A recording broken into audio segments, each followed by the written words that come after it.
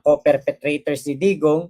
Kung mahuli po si Bato, edi salamat. Kung hindi, sayang. Kasi nga, walang makakasamang Pilipino sa dahig etong si Digong. Ayan. Yun lang ang ating naging dyan. Naging ating opinion dyan. Ngayon, puntahan naman po natin etong isa pa po natin na ayan, ito, isa pa po nating topic. Actually, nabudol no? Nabudol ng 18 kargador. Etong si Robin Padilla, si Pia Cayetano at si Loren Legarda. Kasi parang naniwala tong sila sila Robin Padilla, si Pia Cayetano at si Loren Legarda na mga bayani etong 18 ex-kargador. Kaya lang katulad po nung balita na lumabas na ito pong 18 na kargador ay nasabi po na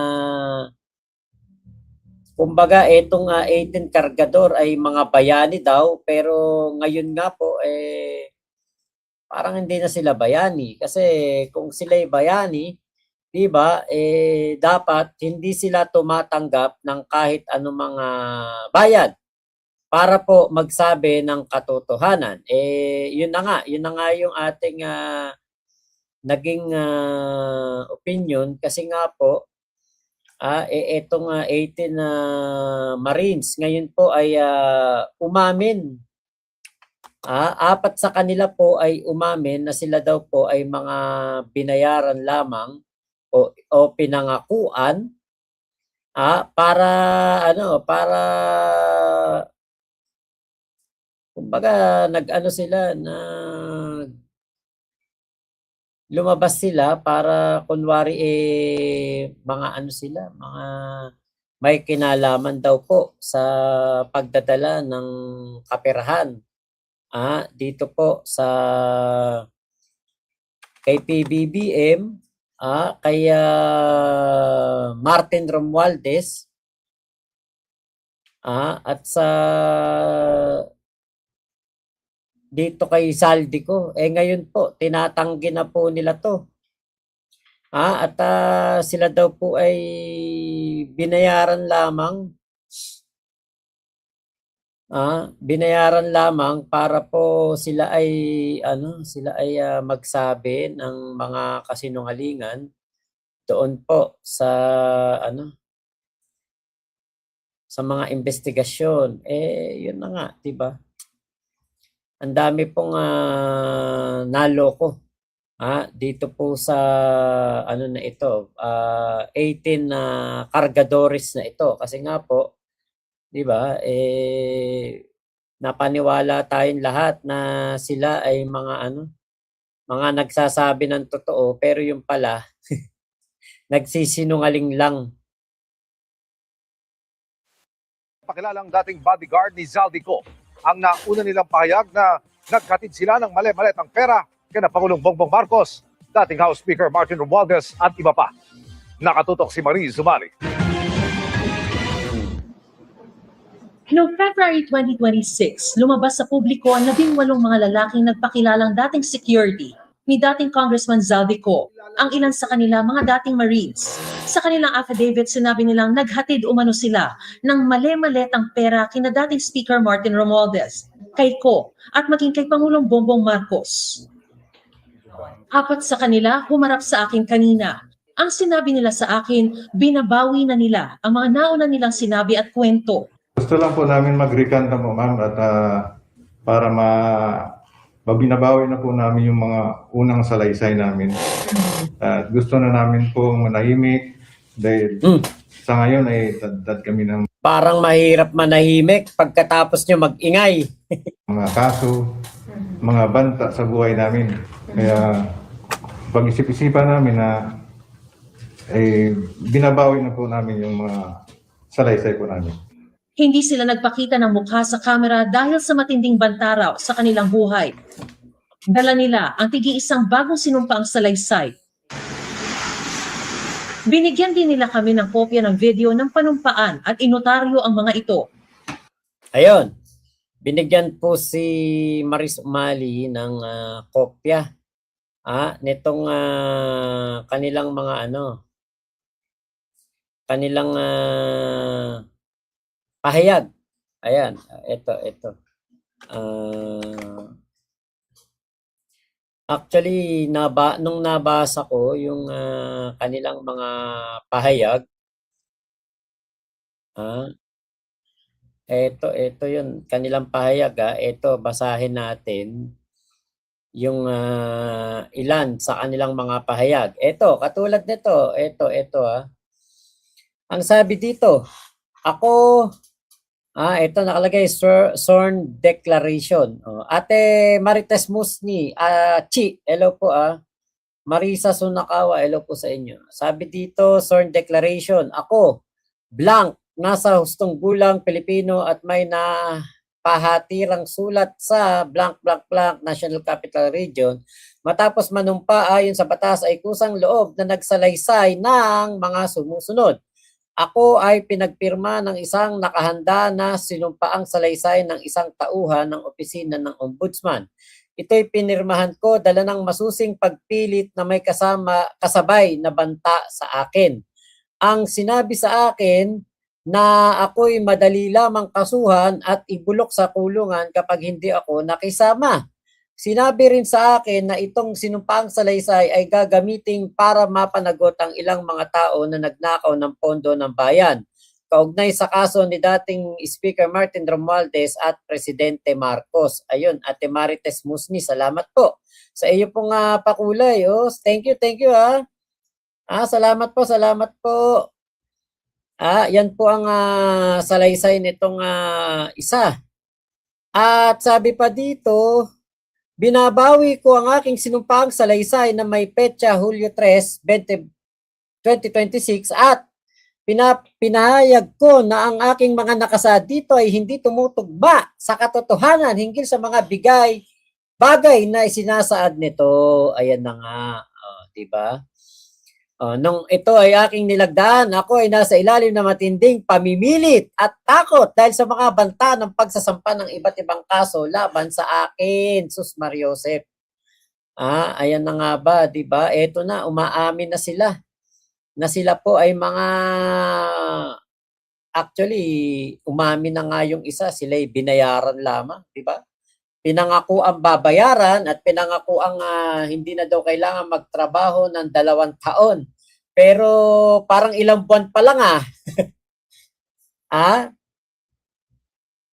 Ayun, sabi dito, wala akong natanggap na anumang salaping nagmula sa mga istorya ng maleta at basura maliban sa mga allowance at ilang halagang binigay na panggastos. Ay, ganun pa rin. Binayaran pa rin kayo, di ba? Hindi ko nais na masangkot o makisali pa sa mga gulong pampolitika ng mga humahawak o nagpapatakbo ng grupo. Actually, lahat naman ng ito ay mga nakaisip siguro na bumaligtad na noong nakulong na itong si Mike Defensor. Ayun. Tapos ito naman, pangalawang sinumpaang salaysay, yan ang napapala ng mga fake news sila. Yun nga. You're welcome. Continue to fight for the good fight. Ay, salamat po talaga, Ate Marites. Sabi pa dito, ito, ako si blank Pilipino, tapos number 1, ako po ay kabilang sa 18 Marines na kilalang Maleta o Basura Boys. Ako ay na-recruit upang sumama sa grupong 18 Marines at tumulong sa pagsasagawa ng isang planong blackmail o pangingike laban sa ilang mataas ang katungkulan at makapangyarihang mga personalidad. Yan pala ang kanilang kanilang plano, blackmail. Diba? Siguro gusto nilang perahan si Speaker Martin Romualdez. Sino ba yun na gustong man-blackmail kay Martin Romualdez? Di ba si Franco Mabanta, yung nanghingi ng ng milyong-milyong pera kay Speaker Martin Romualdez. Eto na nga, lumalabas na ngayon ng mga katarantaduhan nila. At eto na yung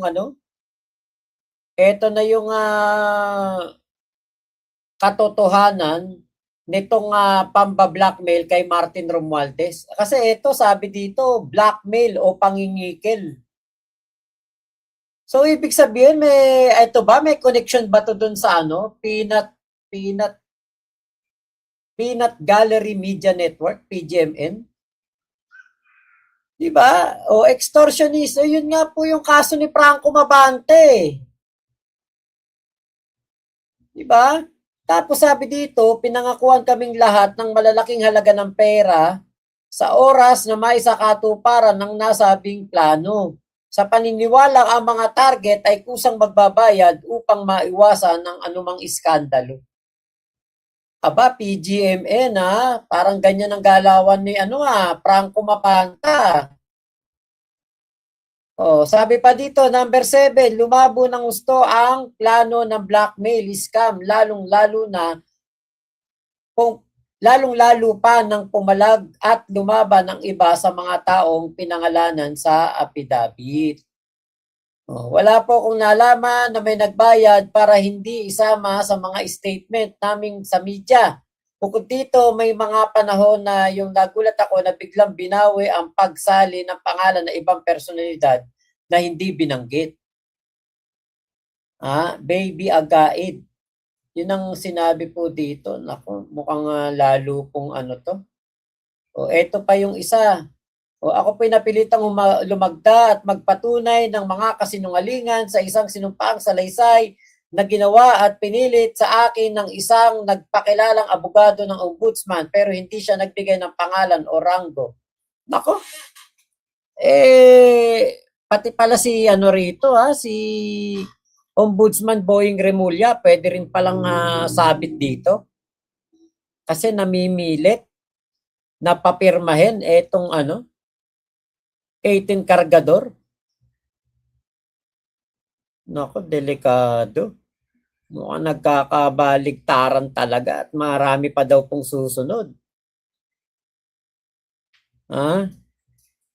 Ano pa sabi dito? Itong mga huling parte ng May 2026 na halata ko na pawang politika ang naging direksyon ng paglabas namin. Ito'y nabatid ko dahilan sa paulit-ulit na pamimilit na kami paharapin sa Senado at mga press. Dala ng utos nila, naku po, heto na Mike Defensor at Rodante Marculeta. Sabit dito si Marculeta. Na sila nagsasabi kung ano ang dapat naming sabihin sa mga pahayag sa publiko. Nako, Marculeta, dagdag kaso na naman to sa'yo.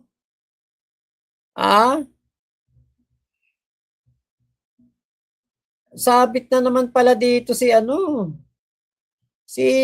Marculeta. Diba? Naku po, talaga palang pusakal na to si Marculeta. Eto pa.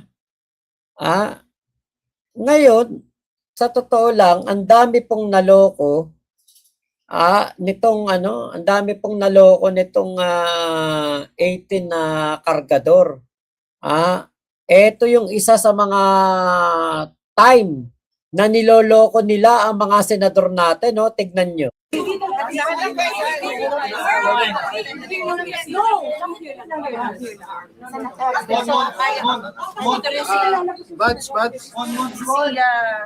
Senator Robin, Senator Tia, and to si Attorney Baligod.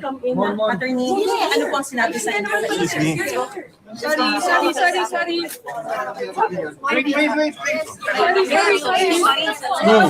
Guys. Sumama kayo sa amin ni Tia Cayetano. Sumama kayo sa amin. Media. Okay. Yan ang Pasok! Walang gagawin.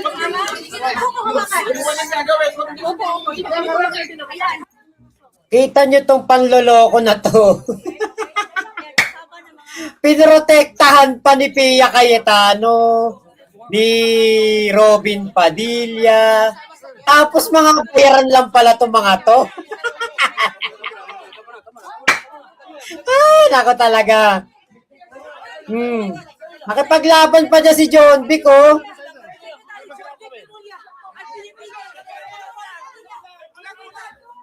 Diba? Anak ng teteng. Ah?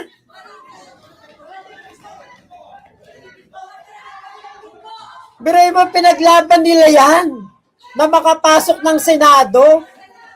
Tapos biglang magsasabi mga bayaran sila. Binayaran lang sila para siraan si PBBM at si Martin Romualdez. Pucha talaga.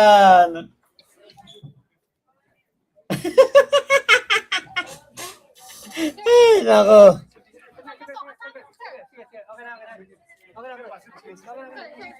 Here, my guests. Bakit daw hindi pinapatawag? Oh, kita mo si Pia, oh.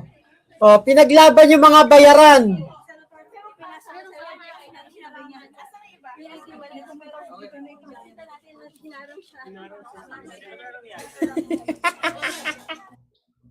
Ay, nako. Tolongges kasi kayo eh. Diba? Paniwalang-paniwala kayo dyan, Pia, Robin, na itong mga to nagsasabi ng totoo. Yun pala mga tolongges yung mga yan. Diba? Obvious naman, mga hinayupak na yan. Pero akala nila, natatanga nila taong bayan. It's just a matter of time lang napipiyok mga yan. Eh, yun nga po. Diba?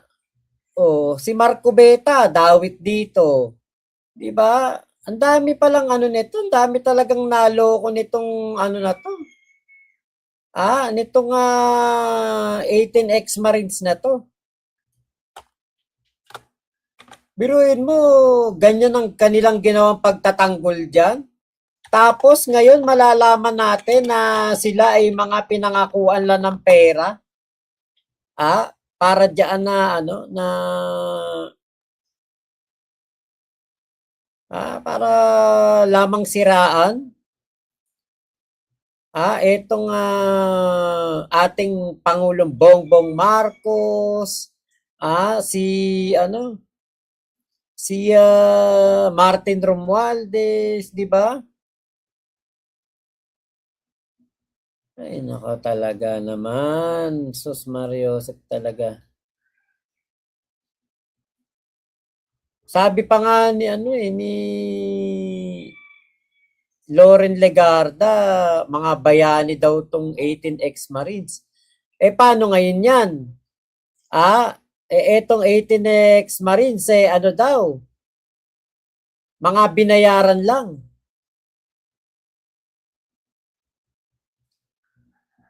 Di ba po? Ito.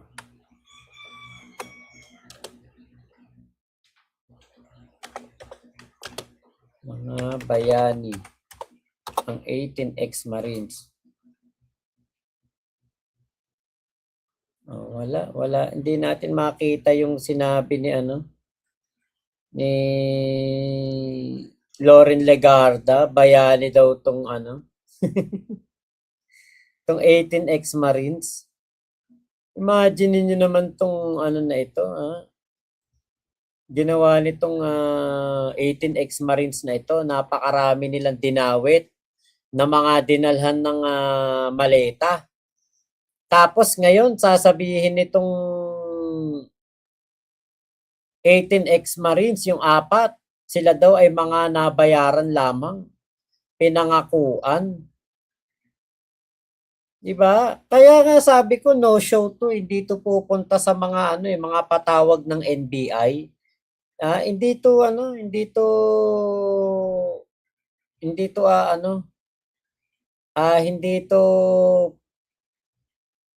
pupunta sa mga ganong patawag. Kasi kapag doon sila pumunta, lalo silang magigisa. 'Di ba? Lalo silang mag-aano, kumbaga lalo silang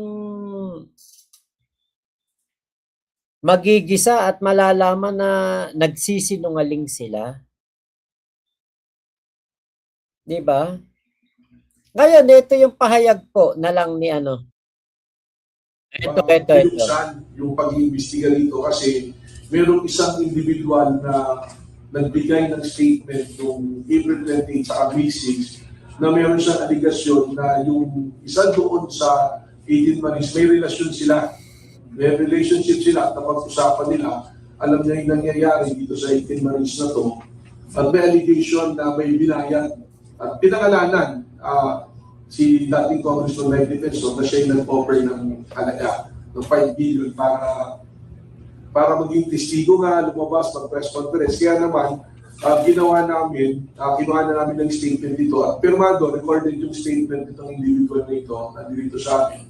Ang ginawa namin itong Tuesday yata, nagpa-issue ako ng sampina para i-still yung miyembro ng 18 Maris na binabanggit ng individual at saka si ginawang may defensor pinapasampina ulit namin dito para mag-appear, para pagbigay linaw doon sa testimony na binigay nitong individual na related doon sa 18 Maris.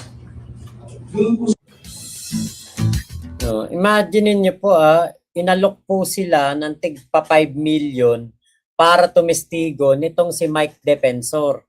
Ngayon nakakulong na si Mike Defensor, di wala na. 'Di ba? Wala na silang makukuhang pera. Kaya syempre magbabaliktaran na 'yan. Mga ano na 'yan, mga hindi na patotohanan yung alegasyon nila kay Martin Romualdez at kay PBBM. So, 4 po yung umatras na sa 18 kargador. Na pinagtanggol ni Robin Padilla at ni Pia Cayetano. Umatras na yung 4 o di 14 na lang yung natira sa 18 kargador. Alam nyo, pag sinabi yung 14 kargador hindi bayaran, hindi ako maniniwala na talaga. Bakit? Heto na yung 4 yung kasama eh. Umaamin na nga sa inyong sa inyong katarantaduhan na gawa-gawa lang yung mga pinagsasabi ninyo. Gawa-gawa lang yung mga sinasabing naghatid sila ng pera, mali-maliit ang pera kay PBBM at kay Martin Romualdez. Yung pala hindi talaga totoo, di ba? Paano kung nakulong si Martin Romualdez? O kaya si PBBM napatalsik dahil sa paglabas nitong mga to. 'Di ba?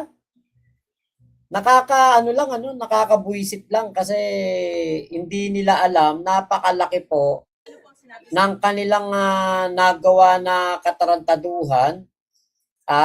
Tapos 'di ba parang hingi lang sila ng sorry, recant lang sila ng kanila statement, pero alam ko naman demanda na talaga sila. So eto, ibig sabihin lang nito, 'di ba? Talagang napakahirap magtiwala sa mga ganitong tao. Tapos pag kinuha mo to, eto kasi mahirap kila Mike Defensor. Kinuha nila 'yan, dapat binayaran nila ng buo para walang babaliktad. Katulad na lang dito kay Orly Gutesa. Actually, alam ko na itong nangyari kay Orly Gutesa, hindi ko lang sinasabi dito Pero ngayon, sasabihin ko na, si Orly Gutesa po, nung pong bago pumunta ng Senado at mag-testify, si Orly Gutesa po ay binigyan na ng down payment. At pagkatapos po nitong magsalita doon sa Senado, sa Blue Ribbon Committee, binayaran po siya ng buo. Nakatanggap siya ng napakalaking halaga. Kaya nga po, nagtago na si Orly Gutesa. Kaya lang dito kasi sa 18 kargador, kung bibigyan mo yan ng tigli 5 milyon, 18 sila, di 90 million kagad ang kailangan mong ibigay dyan. Saan mo hahagilapin yung 90 million? Kung walang pondo. Oh. So, pinangakuan lang ng pinangakuan to hanggang sa ang nangyari, umatras na sila at hindi sila nabayaran ng buo ni Mike Defensor. Kaya po ngayon, bumabaligtad na yan.